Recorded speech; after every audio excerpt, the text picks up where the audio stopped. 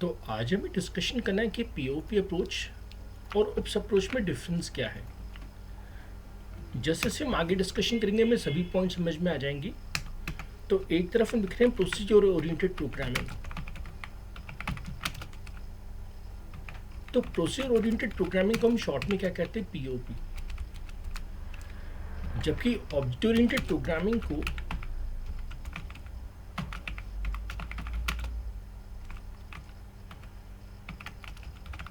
System में, S का मतलब है सिस्टम, इसको हम शॉर्ट में ओप्स कहते हैं।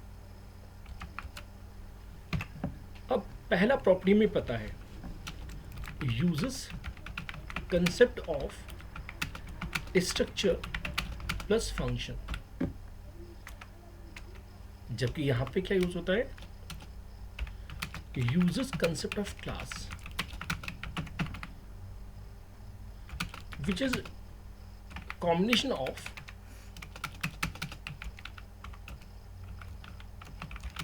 Structure plus function.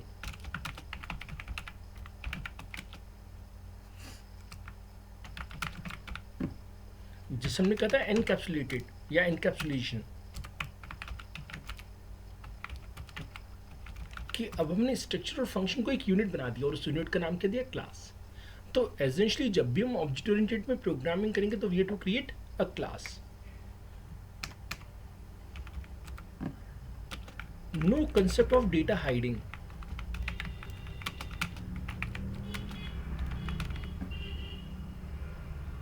and everything is accessible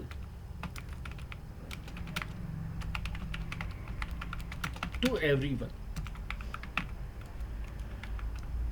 तो सिक्योरिटी का यहाँ पे कोई कंसेप्ट नहीं है, लेकिन thanks to object oriented programming, object oriented programming में सिक्योरिटी का कंसेप्ट है।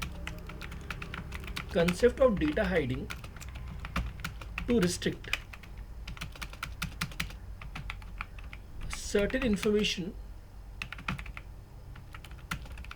to be accessible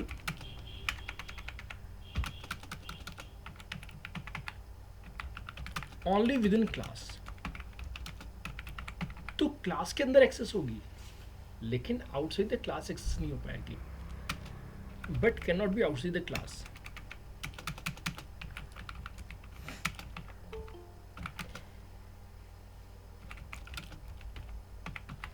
जैसे आप लोगों के जितने भी पिन नंबर्स हैं बैंकिंग के, वो आप तक सीमित हैं, आपके अलावा कोई एक्सेस नहीं कर सकता। नो कंसेप्ट ऑफ इनहेरिटेंस,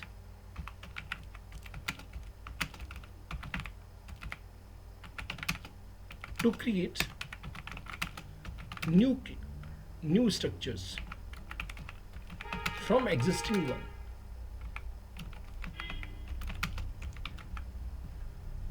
जबकि यहां पे इनहेरिटेंस का कंसेप्ट है।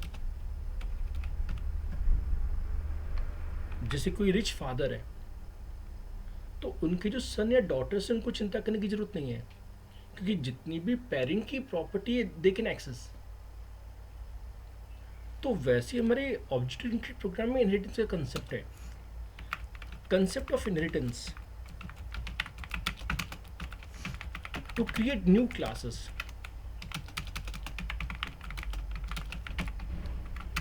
using existing generalized classes।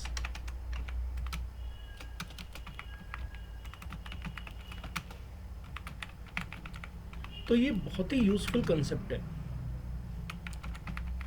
तो आईटी इंडस्ट्री में जब हम वर्क करेंगे तो हमें कभी कभी कुछ नया फीचर रिक्वायर्ड होगा, जबकि कुछ फीचर्स पहले से ही बने होंगे, तो हमें फिर से पूरी कोडिंग नहीं करनी है। जो एग्जिस्टिंग कंसेप्ट है बस हमें उसी को इंडस्ट्री करके क्या बनाना है, एक नई कंसेप्ट बनानी है।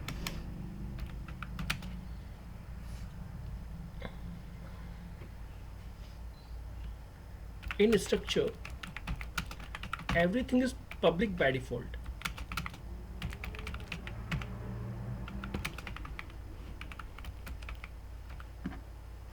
तो पब्लिक में सब कुछ बाय डिफॉल्ट पब्लिक है, जबकि हमारी क्लास में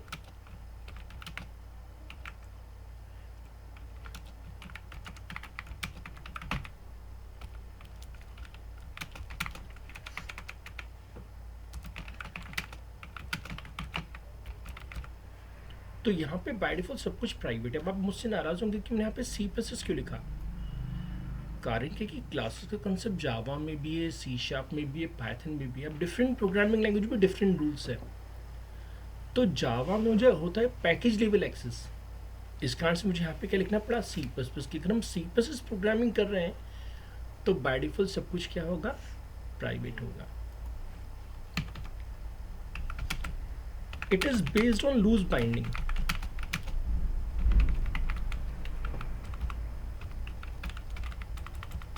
means structure and functions are separate units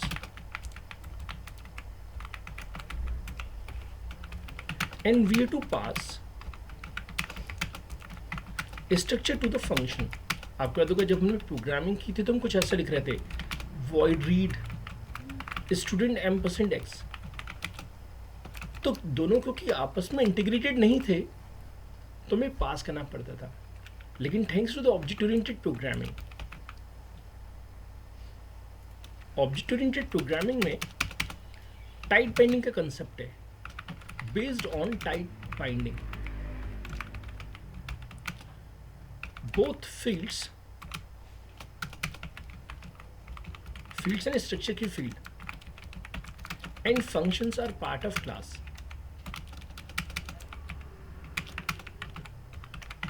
So no need to pass parameter to the function। आपको याद होगा जैसे हमने प्रोग्रामिंग यहाँ पे की थी दोस्तों, हमने कुछ ऐसा लिखा था, void read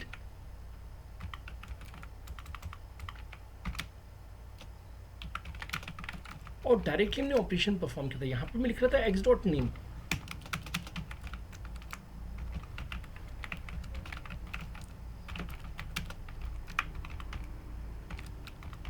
जबकि यहाँ पे मैं सिंपली लिख पा रहा था क्या, C dot get line name.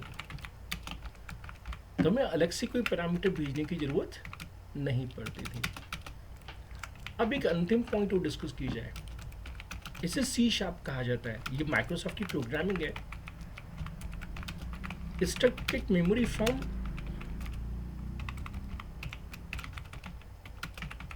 Stack.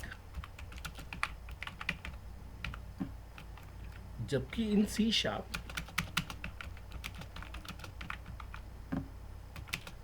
Class get memory from heap.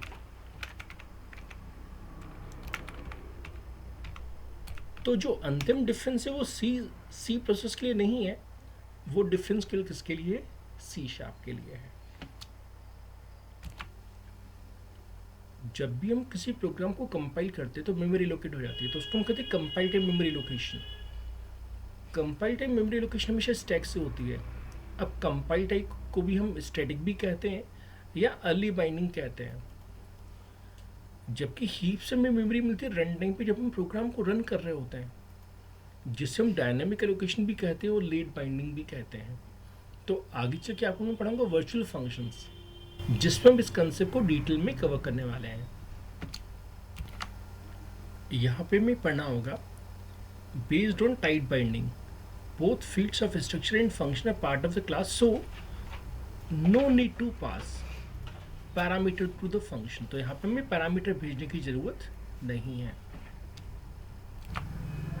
हमें डिस्कशन करना है फीचर्स या प्रॉपर्टीज ऑफ ऑब्स, जो कि एग्जाम का भी क्वेश्चन है प्लस इंटरव्यू में भी पूछ जाता है। अब एग्जाम में कभी कभी क्वेश्चन आता है दोस्तों, डिफाइन एडीटी। अब एडीटी का मतलब क्या है, एब्स्ट्रैक्ट डेटा टाइप। और जब भी टेक्निकली एडीटी पूछा जाए तो टेक्निकली वो किसके बारे में पूछ रहे हैं, क्लास के बारे में।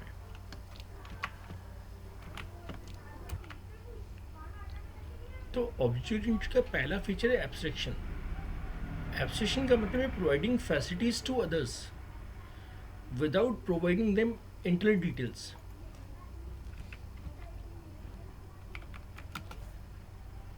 या simply without providing internal details. जैसे हम किसी रेस्टोरेंट में जाते हैं दोस्तों, वहाँ की कोई डिश हमें बहुत पसंद है, तो वहाँ का वेटर हमसे पूछे सर आपको क्या चाहिए, हम कहते हैं भाई हमें वेज बिरयानी चाहिए, लेकिन हमें ये नहीं पता कि उसने वो वेज बिरयानी बनाई कैसे। तो फोकसिंग ऑन व्हाट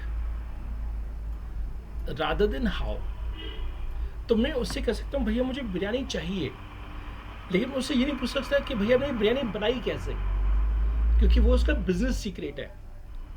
अगर उसने अपना बिजनेस सीक्रेट बना दिया तो कल हम खुद अपनी वेज बिरयानी बेचना शुरू कर देंगे। तो वैसे ही दोस्तों, जब हम मार्केट से मोबाइल फ़ोन बाय करते हैं, जैसे हमारे कई फ्रेंड आईफोन बाय करना पसंद करते हैं, तो हमें पता है कि आईफोन में क्या क्या फीचर्स हैं। ये हमें पता है कि भाई आईफोन में ऐसा ऐसा हम कर सकते हैं, लेकिन वो इंटरली कैसे वर्क करते हैं, वो केवल किस तक लिमिटेड है, केवल मैन्युफैक्चरर तक। तो इस कारण से कभी हमारा आईफोन ख़राब हो जाए तो हम खुद रिपेयर नहीं कर सकते, we have to go to the authorise iPhone repairing centre, since only they know how they design the phone. लेकिन एंड यूज़र को बस फीचर्स यूज़ करने हैं। तो जो इसी तरह से हम ऑब्जेक्ट ओरिएंटेड प्रोग्रामिंग करेंगे तो डेवलपर को क्या बनानी पड़ेंगी, क्लासेस। तो it's our duty to design class. तो हमें पता है कि वर्किंग डिटेल्स क्या होंगी, जैसे हमने लास्ट टाइम स्टूडेंट क्लास बनाई थी। अब क्योंकि मैंने स्टूडेंट क्लास बनाई थी तो मुझे पता है कि क्या कोडिंग मैंने की हुई है। तो ये कोडिंग की थी बीके ने। BK means Bhupendra Khilrani. अब ये जो कोडिंग है दोस्तों, ये हमारे दोस्त लक्ष्य शर्मा ने की थी। अब लक्ष्य शर्मा को कुछ भी सोचने की जरूरत नहीं कि सर ने कोडिंग क्या की। सिंपली शर्मा जी ने क्या लिखा, स्टूडेंट ABC, और फिर क्या लिखा, रीड, कैलकुलेट, डिस्प्ले। तो Lakshya is using the facility but without having internal details, no internal details. Lakshya को नहीं पता कि मैंने कैलकुलेट की कोडिंग क्या की हुई है। हाँ, अभी तो डेवलपर भी मैं हूँ, क्लाइंट भी मैं हूँ, तो हमें डिफरेंस समझ में नहीं आ रहा। लेकिन रियल लाइफ में क्लास कोई और बनाएगा जिससे पूरी डिटेल्स पता होंगी। जो एंड यूजर होगा उसे बस क्या बनाना है, केवल ऑब्जेक्ट्स बनाने हैं। तो एक्सटर्नल जो क्लाइंट होगा उसे केवल ऑब्जेक्ट बनाने में मैसेज पासिंग परफॉर्म करनी है। अब एब्स्ट्रैक्शन को सिंपल शब्दों में हम क्या कह सकते हैं, फोकसिंग ऑन व्हाट, कि सर इस आईफोन 13 में क्या क्या फीचर्स हैं, लेकिन कैसे वो काम करते हैं उस पर फोकस करने की जरूरत नहीं है। तो मेरा एक स्टूडेंट इस एग्जाम्पल के बेसिस पे विप्रो में सिलेक्ट हुआ था। उससे पूछा गया था कि एब्स्ट्रैक्शन का एक नॉन टेक्निकल एग्जाम्पल समझाओ। तो उसने कहा सर हम कार तो ड्राइव करते हैं, लेकिन जरूरी नहीं कि हमें ये भी पता हो कि उसकी इंजन कैसे काम कर रही है। ऐसे में आप लोगों को SMS भेजता हूँ दोस्तों, या सिंपली मैसेजेस भेजता हूँ। अब मुझे ये तो पता है कि मैसेज कैसे भेजते हैं, लेकिन वो मैसेज कैसे डिलीवर हुआ, that I do not know. So that is abstraction. Next है एनकैप्सुलेशन प्रिंसिपल। हमने लास्ट टाइम जब क्लास स्टूडेंट बनाई दोस्तों, तो हमने फील्ड्स को साथ साथ फंक्शन को कंबाइन कर लिया किसके अंदर, क्लास के अंदर। जिससे फायदा क्या हुआ कि फंक्शन डायरेक्टली किसको एक्सेस करा है, नेम को। डायरेक्टली किसे एक्सेस करा है, PCM को। तो एनकैप्सुलेशन एक ऐसा प्रिंसिपल है जिसमें फील्ड्स और फंक्शन आपस में डायरेक्टली कम्युनिकेट कर सकते हैं, जिसको हम किसकी मदद से अचीव करते हैं, क्लास की मदद से। और फायदा क्या होता है, टाइट बाइंडिंग। जैसे मार्केट से जब हम मोबाइल फ़ोन बाय करते हैं तो उस बॉक्स में मोबाइल, बैटरी और सब कुछ होते हैं कंपोनेंट्स। लेकिन बाय चांस मान लो कि कोई ऐसी कंपनी हो जो फ़ोन तो प्रोवाइड करती हो, लेकिन क्या प्रोवाइड ना करती हो, चार्जर। और अनफॉर्चुनेटली आईफोन वालों ने ऐसा किया हुआ है। आईफोन 11 से दिक्कतें आना शुरू हुई कि आईफोन मैन्युफैक्चरर्स ने कहा कि अब हम फ़ोन तो प्रोवाइड करेंगे लेकिन चार्जर प्रोवाइड नहीं करेंगे। अब जिन यूजर्स के पास पहले से आईफोन X था या आईफोन 8 था, they do not have a problem. लेकिन मेरे जैसे यूजर जिन्होंने पहले कभी आईफोन यूज़ नहीं किया, उनके लिए प्रॉब्लम हो गई, क्योंकि मुझे आईफोन में भी इन्वेस्टमेंट करना पड़ेगा, प्लस सेपरेटली मुझे चार्जर में भी इन्वेस्टमेंट करना होगा। So that is not suitable. Data hiding. जरूरी नहीं कि हम हर व्यक्ति को हर चीज़ बताएं। कुछ ऐसी भी चीज़ें होती हैं दोस्तों जो हम तक ही इंटरनल रहती हैं और हमारे अलावा किसी को नहीं पता होती हैं। जैसे हमारा ATM पिन नंबर या बैंकिंग पासवर्ड।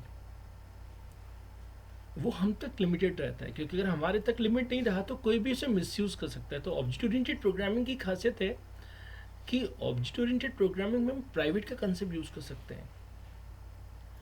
तो यहाँ पे मैंने मार्क्स को प्राइवेट क्यों रखा, कि वो क्लास के अंदर तो एक्सेस हो जाएंगे, क्लास के बाहर नहीं। क्यों? क्योंकि गलती से अगर वो क्लास के बाहर एक्सेस हो जाते और कोई बच्चा फेल हो रहा था, जैसे राजू रस्तोगी, तो यहाँ से रेंच उसके मार्क्स बढ़ा देता। लेकिन thanks to object oriented program यहाँ पे एरर आ जाएगा, यानी वायरस उसे पकड़ लेगा। वायरस मीन्स जो प्रोफेसर थे,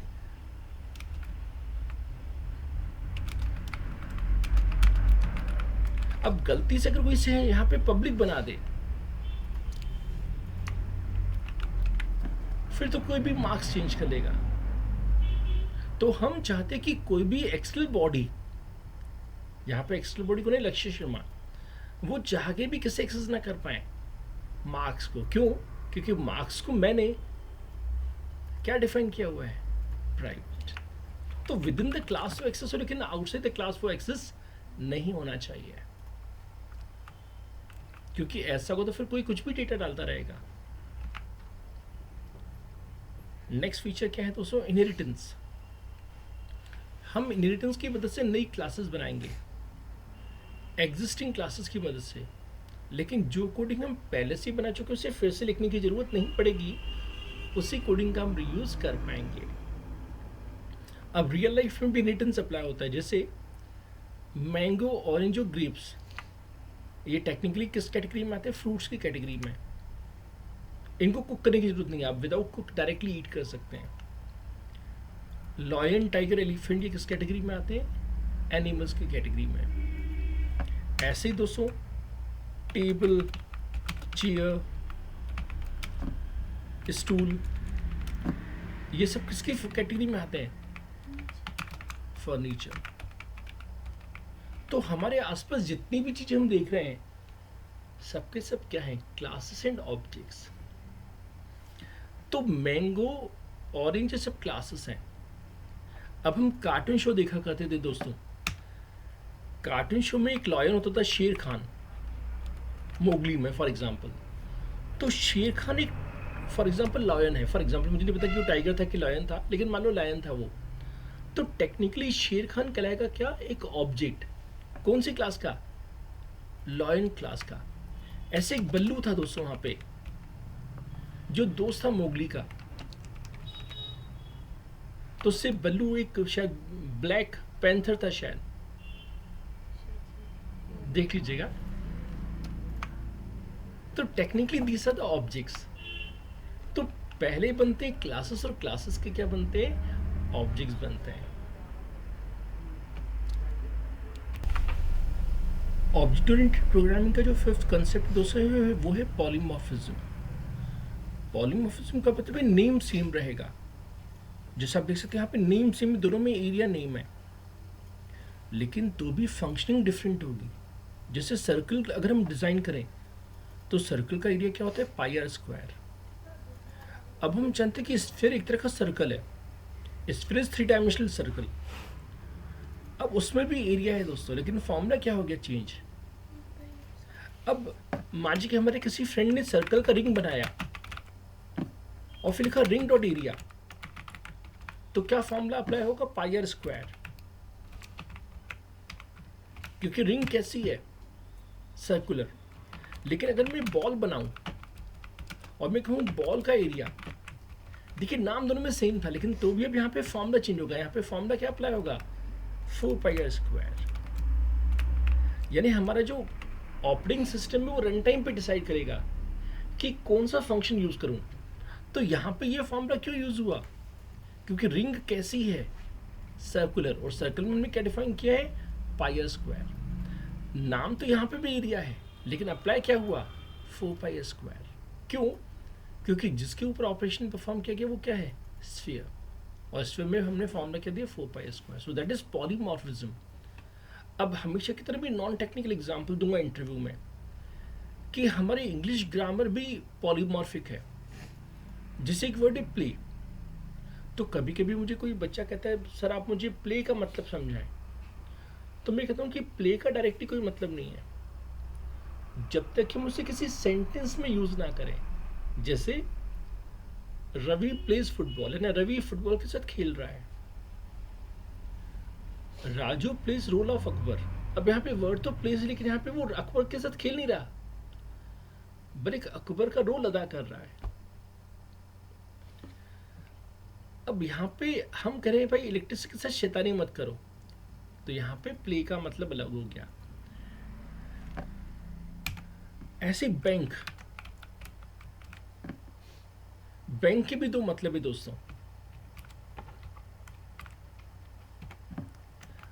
आई am going to bank to deposit some money, यानी मैं फाइनेंशियल इंस्टीट्यूट में जा रहा हूं।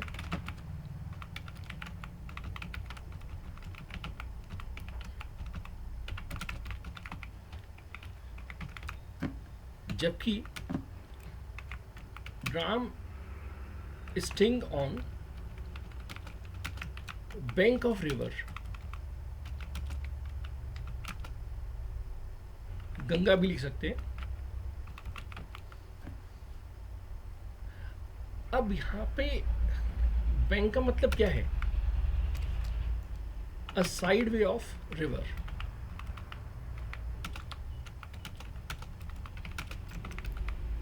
तो वर्ड तो एक ही बैंक, लेकिन उसके क्या है अलग अलग मीनिंग है। तो जैसे इंग्लिश ग्रामर में एक ही वर्ड के डिफरेंट मीनिंग्स हैं, वैसे प्रोग्रामिंग में भी एक ही चीज के क्या हो सकते हैं, मल्टीपल मीनिंग्स हो सकते हैं। डिपेंड करता है कि उसे कैसे यूज किया गया, दैट इज पॉलीमॉर्फिज्म। हमारी जो अंतिम प्रॉपर्टी वो है आइडेंटिटी। एक बार जब क्लास बन जाए तो उसके हम जितने चाहे उतने ऑब्जेक्ट्स बना सकते हैं। जैसे अगर हम वापस 24 नवंबर की क्लास में चले तो बी के ने क्लास बनाई एक बार, लेकिन एलिस ने उसके कितने ऑब्जेक्ट्स बनाए? 3 ऑब्जेक्ट। अब तीनों के तीनों क्या स्टूडेंट हैं, लेकिन तीनों की अलग आइडेंटिटी है। एक राजू था, एक रेंचो था, एक फरहान था। तो रियल लाइफ में एक बार हमें क्लास बनानी पड़ती है, और उस क्लास के हमें क्या बनाने पड़ते हैं? ऑब्जेक्ट। और ऑब्जेक्ट को हम इंस्टेंस भी कहते हैं। और हर ऑब्जेक्ट की अपनी खुद की आइडेंटिटी होगी। डजेंट मैटर कि हमने उस क्लास के और कितने ऑब्जेक्ट्स बनाए। जैसे फॉर एग्जांपल मेरे घर में 2 एप्पल रखे दोस्तों, दोनों का सेम कलर है, सेम साइज है, सेम शेप है, लेकिन तो भी हम उनको एक नहीं कहेंगे, बल्कि क्या कहेंगे? 2 एप्पल कहेंगे, क्योंकि दोनों की आइडेंटिटी क्या है? डिफरेंट। ऐसे में इतने सारे लोग साथ में बैठे हुए हैं तो हम पर्सन क्लास के ऑब्जेक्ट, लेकिन हम सबकी खुद की आइडेंटिटी है। जैसे मेरा नाम भूपेंद्र खिलरानी है, मेरा कुछ डेट ऑफ बर्थ है। अगर सबकी आइडेंटिटी सेम होती तो मेरा नाम अगर भूपेंद्र खिलरानी तो आपका नाम भी भूपेंद्र खिलरानी हो जाता। अगर मेरी कुछ डेट ऑफ बर्थ है तो एग्जैक्टली आपकी वही डेट ऑफ बर्थ हो जाती। ऐसा कभी होता है कि नहीं? तो हम हैं तो सभी पर्सन, लेकिन हम सब पर्सन्स की अपनी खुद की क्या एक पहचान है, एंड दैट पहचान इज आइडेंटिटी। अब किसी भी प्रोग्रामिंग लैंग्वेज में वर्क करने के लिए हमें सिंटेक्स पता होना चाहिए, क्योंकि हम सिंटेक्स के बारे में जानते हैं, वे ऑफ राइटिंग। पहली स्टेप होती है डिफाइनिंग एडीटी। और जैसा कि मैंने आपसे कहा था कि एग्जाम में एडीटी आता है, मीन्स क्लास। और एडीटी का फुल फॉर्म क्या है? Abstract data type. जबकि structure user defined data type था। तो सबसे पहले हमें लिखना पड़ता है क्लास, फिर जो भी क्लास का नाम देना चाहे। फिर यहां पे आता है विजिबिलिटी मोड, इसे हम कहते हैं विजिबिलिटी मोड या एक्सेस स्पेसिफायर, आप जो भी कहना चाहें। यहां पे लिखते हैं डेटा टाइप और डेटा मेंबर का नाम। तो जिसको हम स्ट्रक्चर में फील्ड कहते थे, उसको हम यहां पे क्या कहते हैं? डेटा मेंबर कहते हैं। अब आगे चल के मैं पढ़ाऊंगा प्रोटेक्टेड। तो जैसे जैसे प्राइवेट होता है वैसे प्रोटेक्टेड होता है। Protected means accessible to class and its childs, जैसे घर में टू व्हीलर होता है जो हमारे पेरेंट्स बाय करते हैं लेकिन हम उन्हें यूज़ कर पाते हैं क्योंकि वो किस मोड में, प्रोटेक्टेड मोड में। तो जिससे इससे प्राइवेट मोड हो सकता है, वैसे क्या हो सकता है प्रोटेक्टेड मोड। प्राइवेट मीन्स जो मुझ तक सीमित हो, और प्रोटेक्टेड मीन्स जो मेरे पास भी एक्सेसिबल हो लेकिन मेरे चाहिए के पास भी एक्सेसिबल हो लेकिन बाकी लोग एक्सेस ना कर पाए। और सबसे वाइडर क्या होता है दोस्तों, सबसे वाइडर होता है पब्लिक, एक्सेसिबल टू एवरीवन।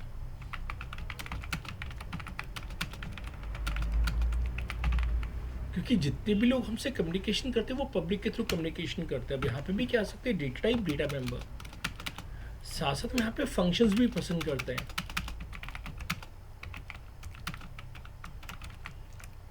अब जिसे फंक्शन उससे कहते हैं, यहाँ पे मेंबर फंक्शन कहते हैं। और फिर डेटा टाइप पैरामीटर,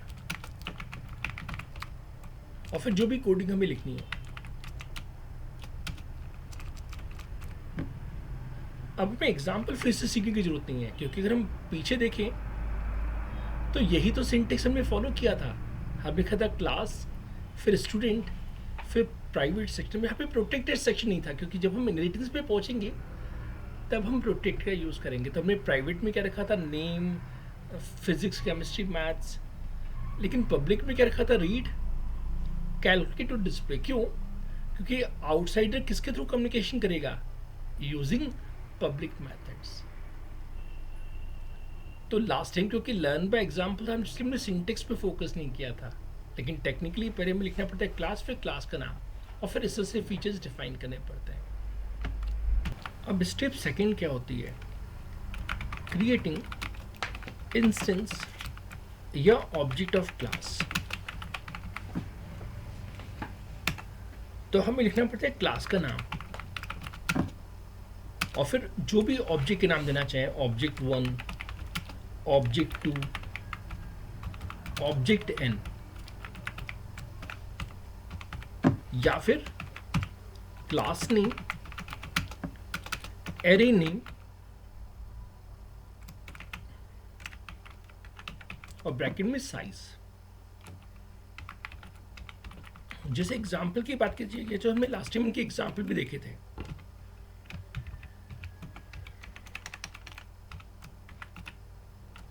हमने लास्ट टाइम लिखा था दोस्तों स्टूडेंट ABC, तो ABC का करेंगे object.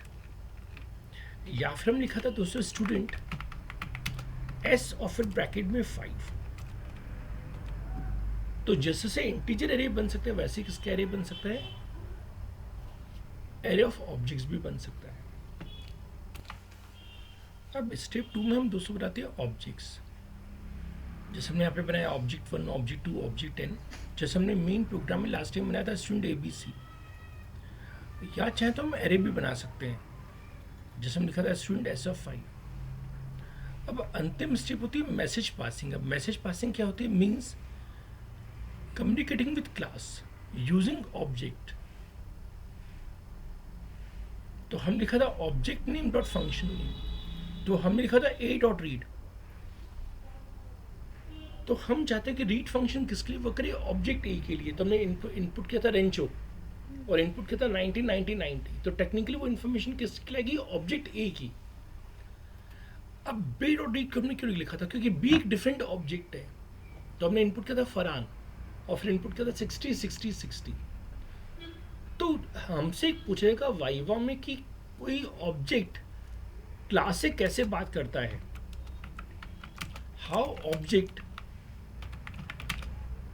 Communicate with the class. तो कोई भी ऑब्जेक्ट क्लास से कम्युनिकेशन कैसे करेगा, यूजिंग मैसेज पासिंग। और मैसेज पासिंग हमेशा पब्लिक से होगी।